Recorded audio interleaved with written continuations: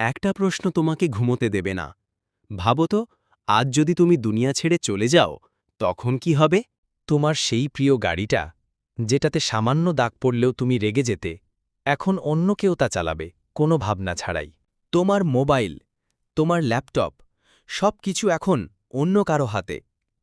যে ঘড়িটা তুমি শখ করে কিনেছিলে, সেটাও হয়তো পড়ে থাকবে কোথাও, অথবা অন্য কেউ তা ব্যবহার করবে। বন্ধুরা হয়তো কয়েকদিন তোমার জন্য স্টোরি দেবে, তারপর অন্য কারোর সঙ্গে হাসবে, ছবি তুলবে।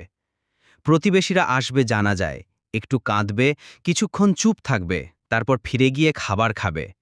আর কিছুদিন পর তারা আবার নিজ নিজ জীবনে ব্যস্ত হয়ে পড়বে।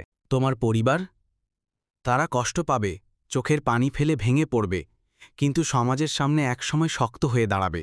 এটাই জীবন। সবচেয়ে কষ্টের কথা, যে তোমার কবরের পাশে দাঁড়িয়ে কাঁদবে, সেও একদিন অভ্যস্ত হয়ে যাবে তোমার অনুপস্থিতিতে, এগিয়ে যাবে নিজের জীবনে। তাহলে বলো, এই ছোট্ট ক্ষণস্থায়ী দুনিয়ার জন্য এত দুঃখ, এত লড়াই, এত অহংকার, এগুলো কি সত্যিই প্রয়োজন? নিজের জন্য বাঁচো, নিজের শান্তির জন্য বাঁচো। আমি আছি, এই বিশ্বাসটা নিয়েই বাঁচো। না হলে এই পৃথিবী তোমাকে ভুলে যেতে একটুও সময় নেবে না।